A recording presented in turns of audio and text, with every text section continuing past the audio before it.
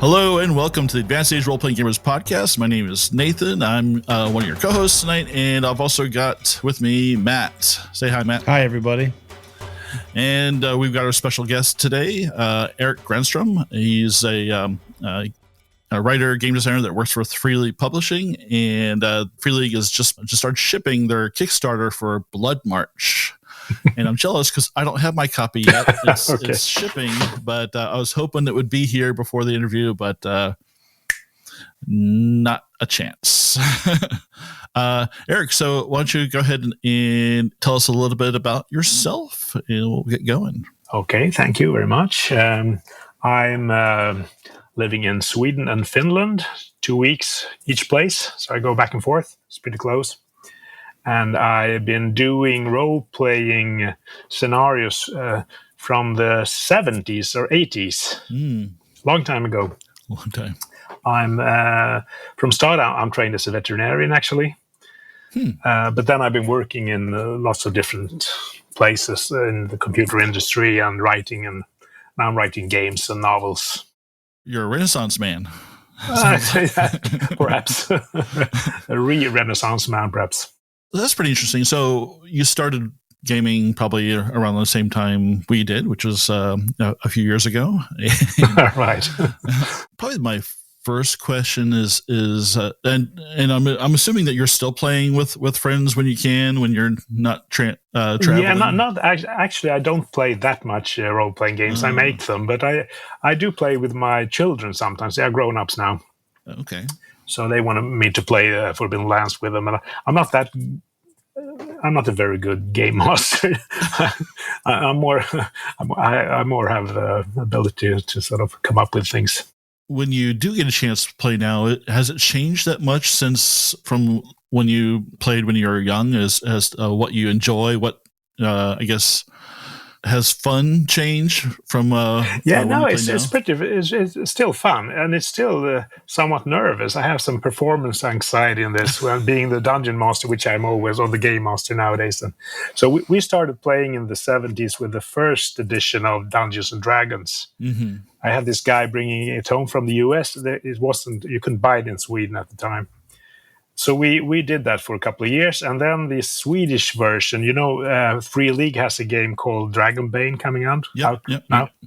That is an iteration of an old Swedish game called Drakar och Demoner, which is dragons and demons, which was very big in the 80s and 90s in Sweden. Very big. I mean, it was, 300,000 or 400,000 kids were playing it, and we were like 8 million at the time.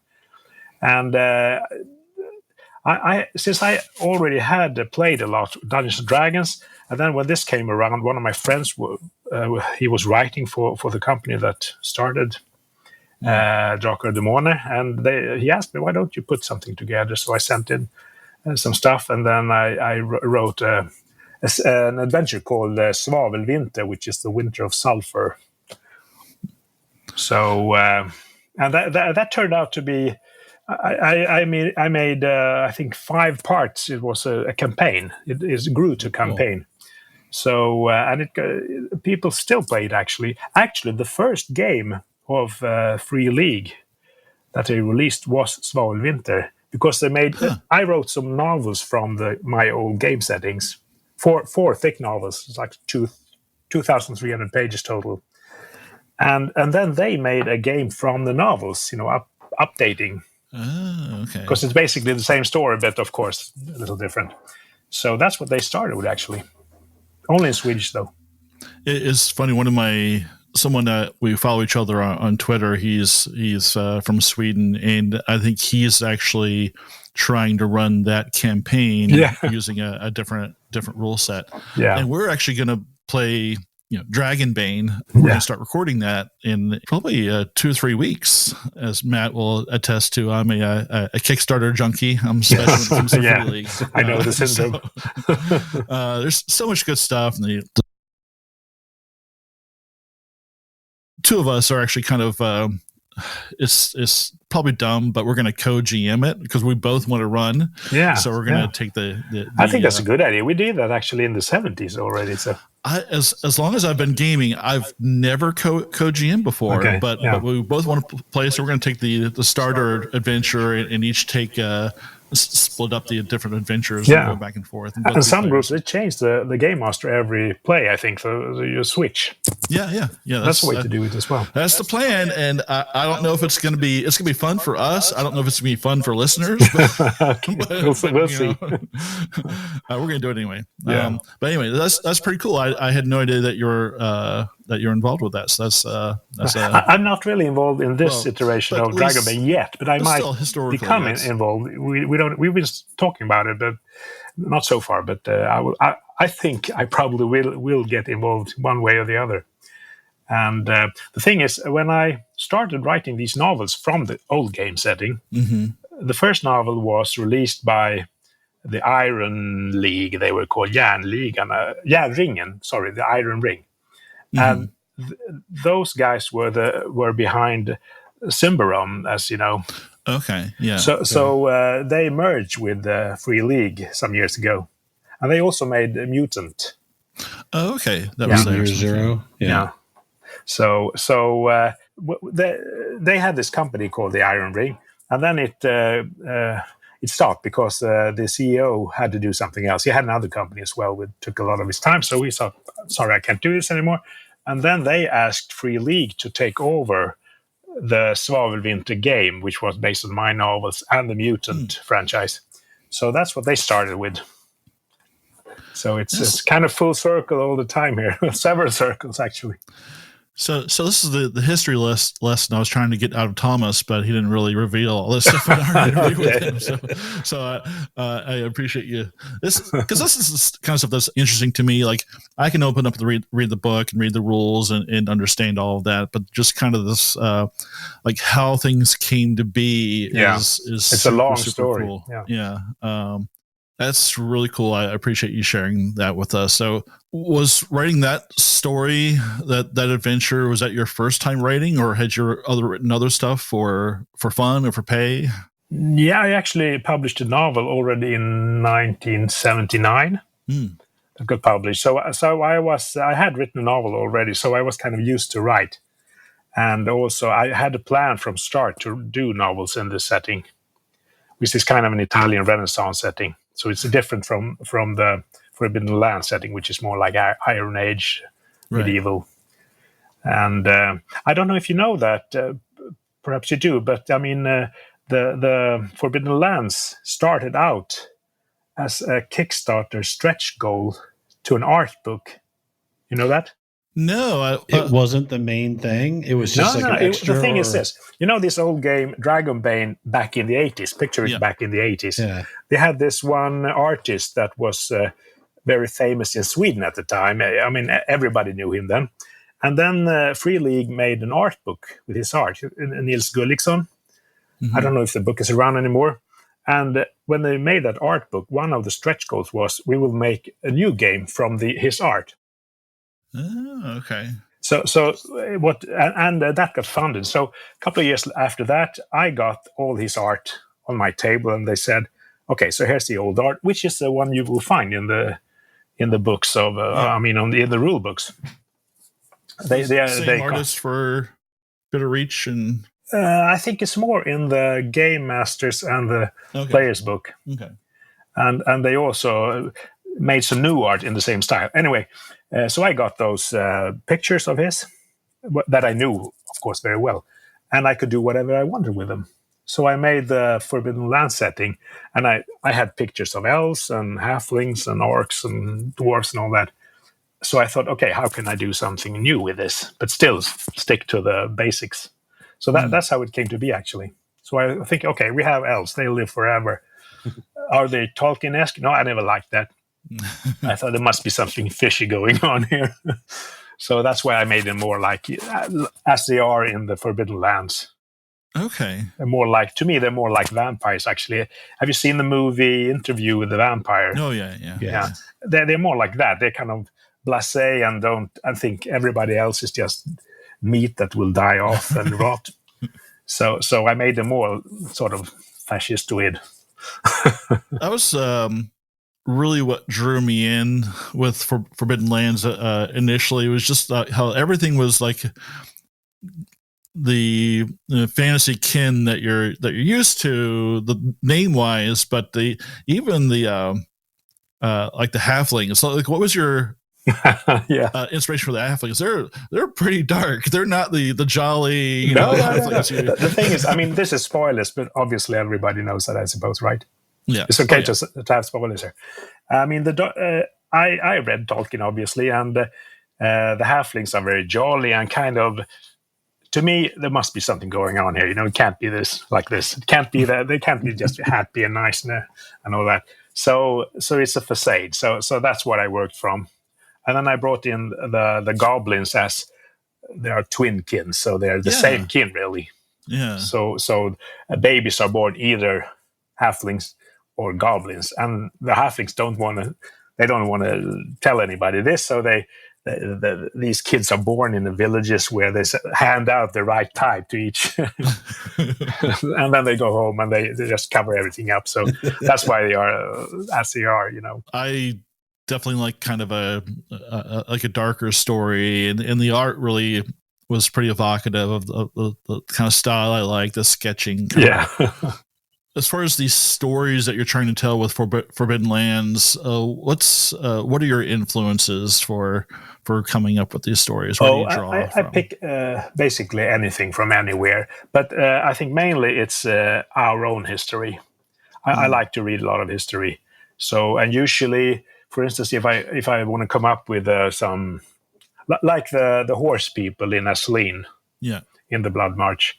When I thought, I didn't want them like the Dothraki of Game of Thrones. Right. So what I did, I went to history and took the Scythians that lived on the plains north of Iran.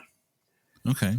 And the Scythians and the Parthians, that they fought the Romans, and they looked different from other horse people, but they were still horse people. And I didn't want the Mongols and Attila the Hun and all that. So, right. So I tried to pick something, and a very, very good way to do that I can recommend is to pick different things that don't really have anything to do with each other, and then you can mix them into something new. For instance, I had in my old setting, I had a sort of tropical island where I took influence from Pakistan, from the Maya Indians and Sumerians. So and sort of got a mix that worked, but they were familiar but something else. Right. And that's what I'm aiming for mostly. Familiar with something else.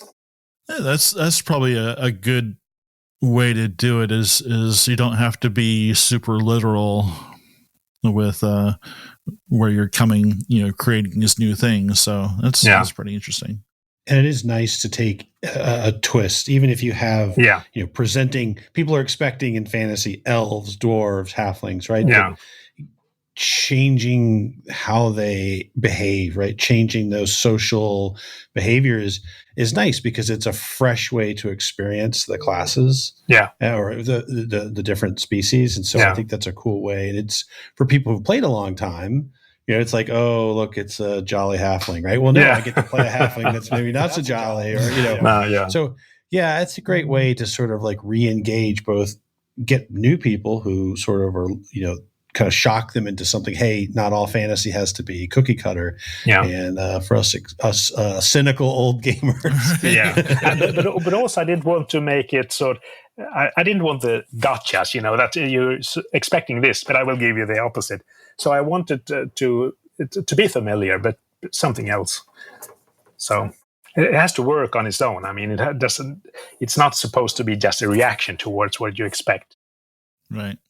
Yeah, it's just go in like make the halflings are completely evil, right? No.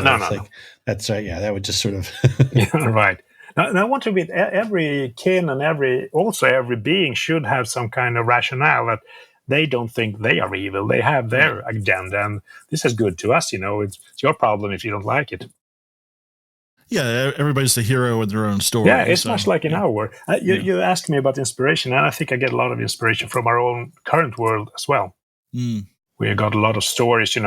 Everybody thinks they're justified to do what they do, basically. Yeah. So. When I've looked at some of the other titles like that Free League does, like Vaesen and things like that, they borrow a lot from folklore. Yeah. So you talked about some like real world influences. Are there some folklore instances? Yes. I think Vaesen was made as a folklore game, wasn't it? Yeah. It was built on a different folklore. But I pick when I find something I like, I pick it, but I don't sort of try to get it in. It's more if this sounds nice. And also, for instance, I read a book by Paracelsus, if you know him. He was a 1500s physician, sort of proto-physician. Okay. And he had a recipe in this book he wrote about how to make a homunculus, like a small type of humanoid. And he had an actual recipe in this book. So I pinched that was for the Tricarian setting. But if I find something, some tidbits, I can just take them because this is so funny. Yeah, especially if you can grab something really weird and shunt it into something that you're doing, they can really make something unexpected that pulls in people like me. So. Yeah, but not pure folklore, no. Okay. And do you have like when you set out to write something, do you ever write just for fun to create things for yourself, or is it really you always have like an end goal? Now it starts. I found a process of writing that works for me. I don't know if it works for anybody else, but the problem for me when writing also novels and games is if I know too much, I get bored. So I have to sort of come up with ideas, and then I can put down, okay, so we're going there. For instance, I'm writing a novel in the Forbidden Land setting right now, which is almost finished. And when I start a chapter, I think, okay, where do we go out from this chapter? We have to be there at the end of the chapter. But I don't want to know what happens in the chapter because I want to be able to move around and sort of see things for myself and get excited about it. And that's... So I don't over-plan it.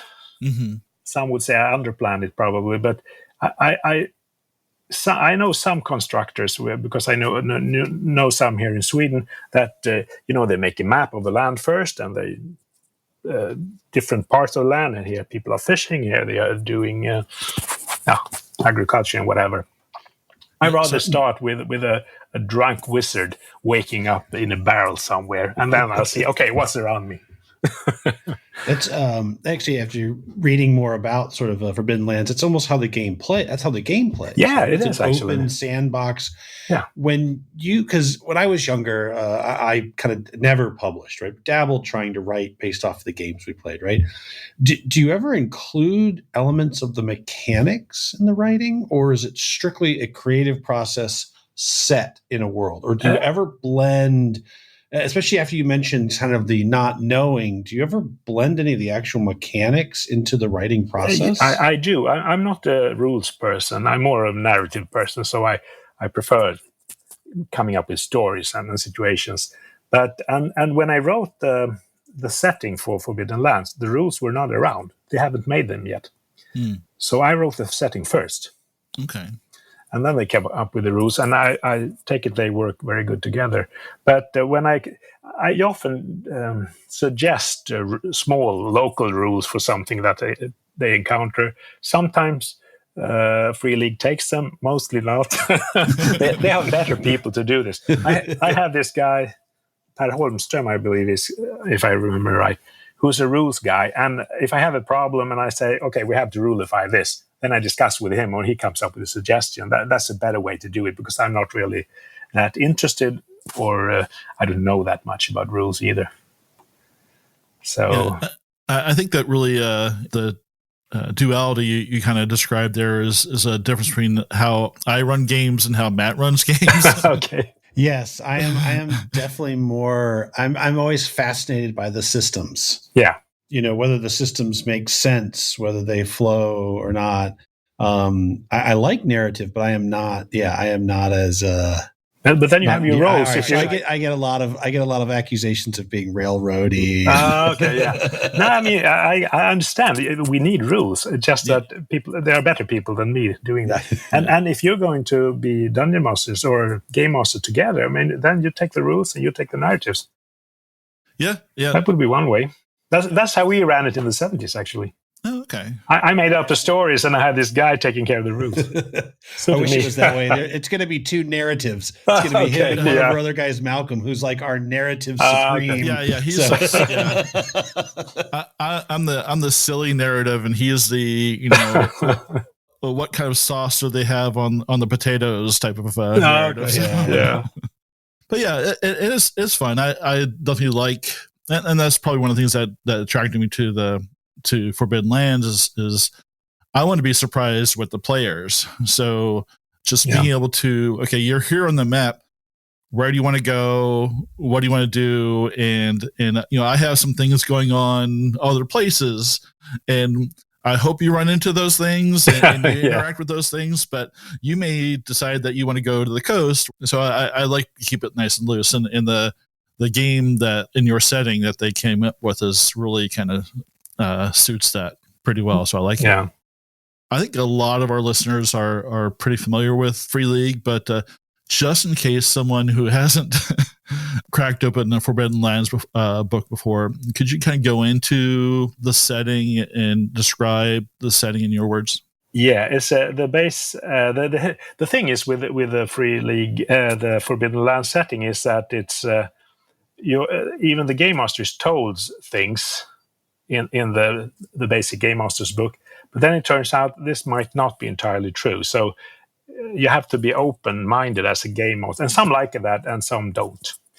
Anyway, the story goes that once there were elves and dwarves in this land, and the humans came sailing from over the sea, led by their god that was a raven with a snake in its claws. And then the humans arrived, and there was war. But then the Raven God said, listen, this is a big land. We can just split it. I'll split it in the northern and the southern part. And I'm bringing up these mountains between you. So the dwarves and the elves, you stick to the north, and the humans stick to the south. And then the elves and the dwarves get the orcs as a slave kin. That's the story. Now it has turned out. If you read I suppose you read the Blood March as a PDF. Yeah. So there's a challenge to that story, as you know, then in there, that perhaps the humans weren't led by the Raven God at all. They were doing something entirely different. This is a spoiler, but they were actually hunting the raven that stole the snake from their masters. But they lost their memory, so they thought they were following the raven. It's about a little like the movie Memento, if you've seen that. Right, yeah. What am I doing here? Am I hunting him, or is he hunting me? And it also seems that the orcs were not at all made as a slave kin. They were enslaved. and so this is also very much like our own world's history to me, that you get the narrative told by the victors. The victor, yeah. But then there's another narrative, and that might come up at some point when you don't want it to come up. And I try to build that in. I think my part, I mean, there are a lot of third-party people doing adventure sites and one-shots, and so I think what I can do is bring in a campaign that sort of runs along and that evolves and new things come into play. So I think I focus on that, because that I can do the long and the complex narrative. Mm-hmm. And then the game masters and people can pick whatever they like from that and change whatever they like as well. So I try to have a long story. It's not that I know how it will end or even unfold, but if you get a certain complexity, my experience is that you can always find patterns in this complexity to find new things that you didn't see from start. If you plan it all from start, it gets pretty square. And I try to avoid that. I did that earlier when I was a game master in the 80s. And I thought, this is not good. You shouldn't do this. You should always keep open hooks and open ends that you can tie together, because you will always find new ways. Players will do that. They will do that. Yeah. Well, and it sounds like a great opportunity, having this much creative control over the setting. Like you said, stuff is introduced in the original books. Yeah. That doesn't mean that, clearly you can reveal or change or modify. And I think that's always one of kind of an aspect when you have a system that's very heavily and rigidly sort of has its canon. Yeah. Versus the ability to say, okay, you've all been playing in this scenario and this is what you believe is real. Yeah. But now you're going to find out it's not, right? No. And I think that's a great, it sounds like an excellent sort of way to be able to sort of have that creative opportunity to expand or change the way people see the game world they're playing in. And I hope that the game masters like this as well. I mean, some don't, but many do. That's my experience. And I mean, I tell somebody, they write to me and ask me, I hope you don't get mad if I do this and this. I said, no, listen, this is not my setting. This is our setting. And whatever you do is fine, as long as you can make it work. Whatever works is fine. And then I said, perhaps I will publish something that will negate all that, what you said. But usually you can work around it and say, well, okay, that's what you believe, but. Right. So, this is what you thought was the truth. Yeah, right? yeah. Well, and I think game masters, Nathan mentioned it earlier too, but in some of the different Free League games, some of these open world games, right?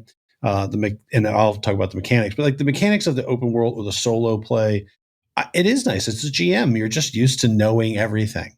And it's nice to not know what's behind the door, right? And you kind of discover it the minute they do. If they pull like a random encounter or, something changes, that is nice as a GM who's just usually reading the book, knows everything, tells everything. So I don't know. Yeah. Nathan, you feel the same way? Yeah. Oh, yeah. I definitely like just being able to take some of those random elements and find interesting and fun ways to improvise them into the plot lines I have going on, and that's worked out really well in the stories we've told so far. But just to get back to some of the other stuff we were just talking about, with the unreliable narrator. This is speaking of that. If you've ever read Gene Wolfe, yeah, absolutely. I love it. This is like, if you want to talk about unreliable narrators, this whole series is I mean, they're lying to you the whole time. So I appreciate that. Even like Star Wars, going from the first one to Darth Vader and being the father and everything like that. So all that's spoiler. Sorry. Oh no! Oh, I mean no. I think people sometimes forget that that's a fairly common technique or tactic to telling stories, and sometimes it's good to be surprised. With that being said, I guess one of the things I wanted to touch on: do you have like anything kind of overarching that you're planning? Because there's other parts of the Forbidden Lands that have yet to be revealed yet. Yeah, I do have ideas, and I think, okay, so I probably go this way, and that's all I need to know currently, I feel. So, for instance, I'm now writing on the Older Land expansion, which is south of Ravenland. So, Asleen is, these three are together, sort of connected very closely. And then we have the Drawn Lands, which are beyond Asleen to the west. And I have some idea if we go, which we don't know, but if we go there, I know how I will try to move the plot in that direction. It's sort of be more of a desert land where necromancy is said to have arisen, came up. So I have some plans for that as well, but I don't know much about it. But I know, okay, just don't spoil that for when I write. I know, keep it open so you can go there, and then we'll see what happens. And it always sorts out. I'm really amazed that it does. You can always find a road forward. When somebody points out something in the books, well, it says here that it's like this, and there it says like this. Then you think, okay, you swear to yourself, and then you come up with a solution to it. Because that's the way it is in our world all the time, We thought it was like this, but then it turned out, okay. So how do we explain that? And then you just have to try to come up with an explanation. And you can always do. Yeah, that's true. But it's not the same. If some of these television series, the first one was kind of Twin Peaks, and Lost. the TV series lost. It was mystifying all the time. And then when it came to the end, the writers didn't know. We don't understand. We had no idea about this. That's what they said, I believe. Yeah. I don't like that. I usually have some kind of answer to the questions. I just don't tell it.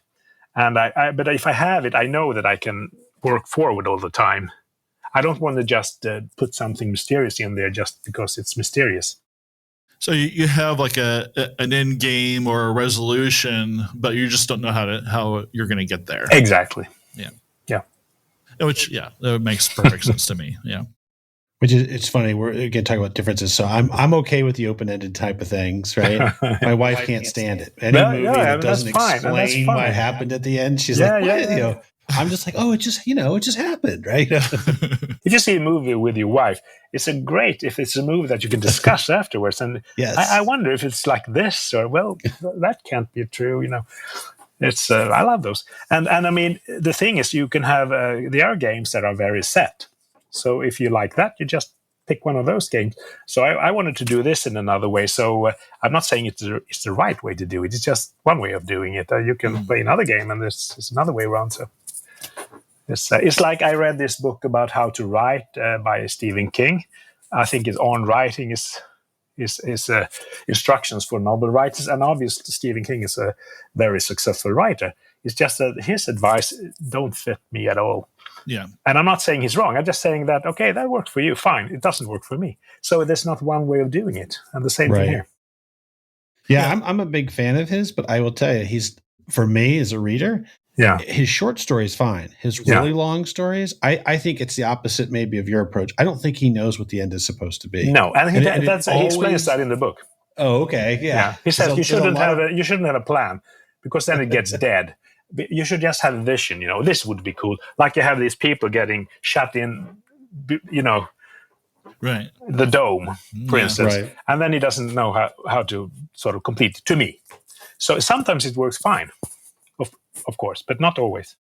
Yeah, I find when I'm running sometimes I don't have a resolution, and I kind of hope that through play that the players will kind of like will tell you will tell me what the resolution is. Yeah, like, that's exactly what I was planning the whole time. Exactly. Yeah. So maybe that's lazy, or but I mean sometimes it works out, and sometimes I start to flounder. So it's but it's like Game of Thrones.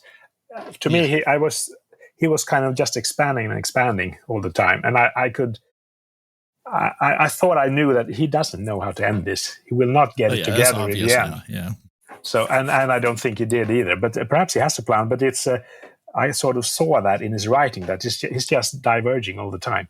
Too many things. Yeah. Right. Yeah. I mean, that's kind of how I feel. Like I absolutely love Star Wars. I have all kinds of Star Wars stuff around, but I kind of feel like George Lucas is the same way. Like I feel like there's a lot of things that he just started going in a direction, and he had to kind of and then you build from there. But the thing is, you want to be able to say that what you already said has to be true in a way, one way or the other.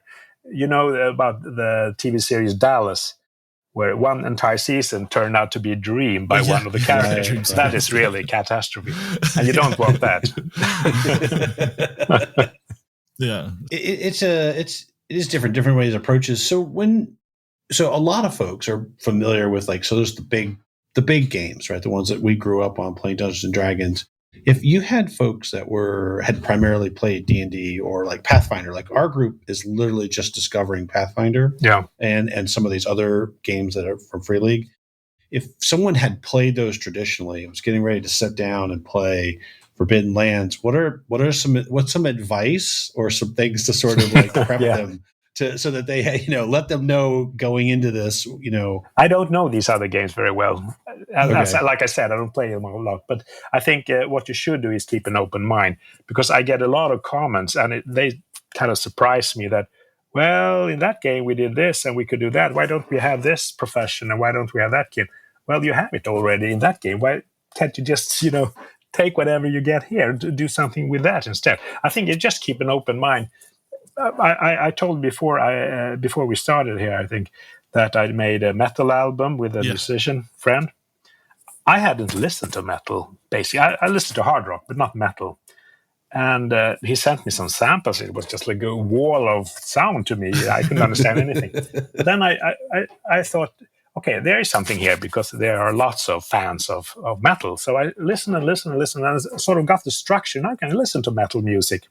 And that's the attitude you should have towards everything, basically. That there's something here. People like it. I don't get it.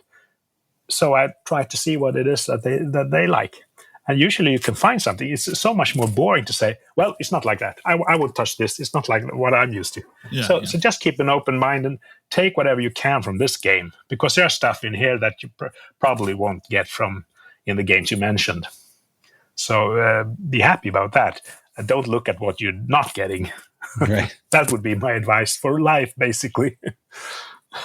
Yeah, I think we as players kind of get stuck in ruts sometimes. If we play just one system all the time, we're always looking for that stealth roll or something that we're just used to doing. So, I'm playing a thief type character, so I've got to be able to do X, Y, and Z. And I think that's good advice. Is just to really kind of don't block out those other experiences, start from scratch, like you're playing a completely different game, and don't try to compare it to the other things. I think like Magic in Forbidden Lands is a little different from what you're used to. Yeah. Some like it, some don't. But it's more, to me, it's more like Witcher magic, that you can use it but you can also fight with a sword if you're a magician. Yeah, and it's dangerous to use magic. So. And I love here it comes. the power and danger of magic, and Matt's smiling because I like consequences. Yes. So if you take big risks, sometimes there are consequences that you did not plan for, and that to me is super fun. Yeah, and that's the story too. I mean, yeah. Having a bad roll isn't necessarily a bad thing, because you can really advance the story, even like character death. Like player death is sad, but character death is not necessarily sad. Yeah. You don't want to. Let's just try to reduce player death. I like to joke with people about killing the players, and some people don't get it. But well, even I think you mentioned, so even the Forbidden Lands. So again, this is a mechanics thing. So Forbidden Lands has that sort of, even if you fail a roll, I think you get something back, like willpower or something. Yeah. So even though it can be considered maybe a more deadly system, more dangerous system than say D&D, which I think Nathan and I would both agree is almost flawed. No, it's more like a game to me. It's a game. Yeah, very hard to dive. He's tried so many times. Okay. So even though something is dangerous, you run the risk of it. No one takes a chance, but offering those rewards for that risk, right? Yeah.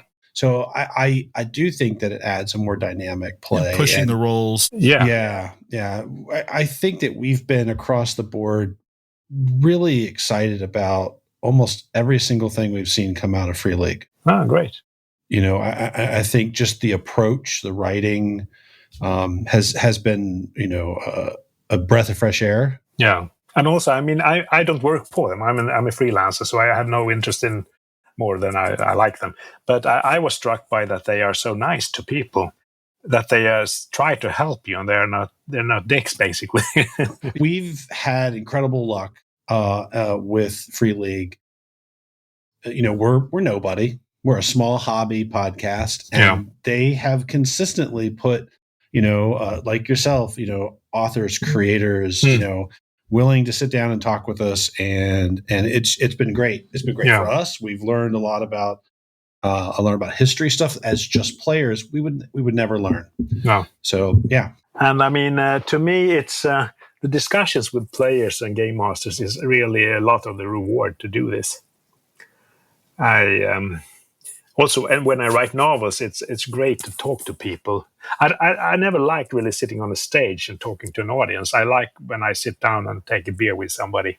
Yeah. And we discuss something. So in your writing, again, so do you ever, any of the people that you've played with or anything you've run, or like, do you ever feature any of those characters? Do they ever cross over into any of the games? Absolutely. That's what they do. So in in the novel, I'm almost completed now. I have Marigold, for instance, is one of the characters, and one of these Rust priest persons that are in the game, and I'm planning to evolve them too, and have King Algero. I don't know if you play that. I have the not. Weatherstone, or you come to a castle where there's a dead king. Okay. I don't think we completed the story. I was supposed to tell you about the setting. Anyway, so I have characters, absolutely. But then I make usually like in my old setting, I had NPCs. All the main characters were NPCs in the game. Well, okay. Yeah, so now I made them into characters, so they were the ones you were following. All right, so let's talk about Blood March. What are folks who have bought the previous expansions? What are they in for when they get Blood March? Well, I don't think I actually finished talking about the old setting. I just came to the humans. And anyway, yeah. So, but to complete that story very briefly, it's the humans invaded obviously the elves and dwarf country, which is Ravenland, where the basic setting was, and there's a war there, and a wizard opens a portal to demons that overwhelm the whole country, and all the humans are killed. And after that, there are demons around still. So and the country where the humans came from, they don't want anything to do with this anymore. So they just put up a wall and say, we don't talk about Ravenland anymore. And that's Alderland. That's where the humans are, which is the next setting I'm writing about. So this is shut off, this Ravenland. And also there's a neighboring country called Asleen, which is described in the Blood March. The Blood March is basically part of Asleen. And that was also shut off, because the thing is, when all these demons were around and the wizard couldn't stop them, he realized that this is not going well. He told them, well, there's a very nice country, Asleen there. Why don't you go there and do whatever demons do? And they did, and he managed to shut down the portal where they came from when they were gone. And then most of them died, but the rest have been harassing Asleen for the last centuries. And now the road there has opened in the Blood March. So people come from Ravenland, people come from Alderland. I want to see what's happening in there. Is there something for me in there? Are there dead villagers that I can rob? And also there's a power strife going on among the natives in that country. So these people come from the neighboring countries, and they try to get in on the plunder. Yeah, they want to seek power over their Asleen, and you have to, as a player, you can help either one of them. You can team up with the bad guys or the good guys or the gray guys, which are most of them, and decide on how you want to act, or you can just go and plunder with everybody else.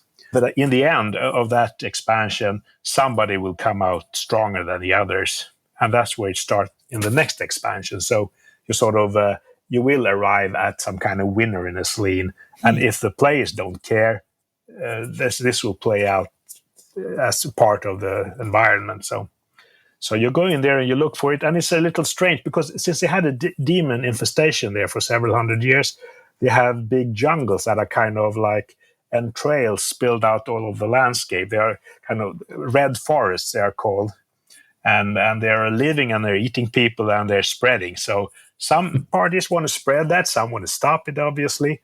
And also they have elves in the Asleen. The elves there have been corrupted, so they believe the world should be red. The master of these red forests just hates every other color. So he wants it all to be red. So he wants this jungle to spread all over the place, and he's got the local elves to help him. And the elves from Ravenland thinks they become mad. We have to stop this. So they go in there and try to investigate how can we do something about it and so on. So it goes on from Ravenland, where you played Raven's Purge, perhaps. Mm-hmm. And there are characters are continuing in the new setting. So you can just go on playing if you like, or you can start it from a new. And the same will be in Alderland. You can go there and build on what happened before. And it's made in a way so it doesn't really matter how the last one ended. I mean, you can just adjust it so you can move on. So that was my ambition. There's a lot going on. There's a lot going on. And reading through the different books and the storylines, there's a lot of intrigue in there if you look for it. Yeah, and also, for instance, I try to make the dwarves and orcs and elves that they have different opinions among different groups among them, so they're not just like one solid faction. Yeah, I think that's. Gives the players a lot of freedom to decide where they want to line up or with any of those groups or none of them. So exactly. And the same goes for Aslin, and the same will be in Elderland too. That you can side with anybody, and you can be on your own if you like. Okay. So that sounds exciting. I've been going through the PDF, but it's nice to have it just slightly kind of put like that. It gives me a little bit of fresh perspective on it. Yeah. You mentioned earlier that you're writing a novel based on the Forbidden Lands. Is it a disconnected storyline, or is it part of the larger framework? I think I'm basically making it as one way of the story to play out. Okay. So, and then obviously expanding it too. So you will meet a lot of new stuff in there, but I'm following the storyline so far. And for instance, I've been to Weatherstone, which is an adventure site in the game, Raven's Purge. I know it's actually in the basic rules. Yep. And they meet a lot of characters that you meet in the game. So, for instance, Marigal, which is a demon that many like. He's one of the characters in the novel and so on. One of my favorite authors is Ted Williams. I really like how he writes the antagonists. Like we talked about how everybody's the hero in their own story earlier, and that's something he does really, really well. Is like okay, I don't agree with that person's a villain; they're the bad guy. Yeah, but I can kind of see where they're coming from. Yeah, so that's what I aim to do as well. Yeah. There has to be some kind of logic in what they do, and they have to have a name and so on. And is it going to be in English also, or I hope so. I write in Swedish because I'm not that comfortable in writing. I'm not a literary person in English at all. Right. But I'm writing in Swedish, and I hope it will get translated. And of course, since the game is so international, I hope the novels might just follow. I hope so too. I hope so. Yeah. Yeah. And I'm trying to. My earlier novels were very many pages in each of them. I'm trying to make these a little more easier to handle, and also follows the same person. And I probably switch person to the next book, but you will sort of, so you don't have to. Who was this again? Yeah. So you do like one point of view. Yeah. Okay. I like that. Yeah. I hope it gets translated, because I think that's a good way to, when you're trying to familiarize yourself with a setting. Yeah. Is novels. I mean, it worked with Dragonlance and lots of those stories. And that's what I did with the last setting as well. So I'm used to it. And also, I don't feel like I have to limit myself to the game. It has to be different formats, so you have to do them differently. But they crossbreed very well, I think. And as a novel writer, I tend to think as a game constructor. You have to play out all the options in your head to see, is that a viable thing to do, and so on. So it's been useful to me as well. Cool. That's great. We're close to wrapping up here, but do you want to mention your blog or any other things that you're doing right now? It's a blog I started in 2008 in Swedish.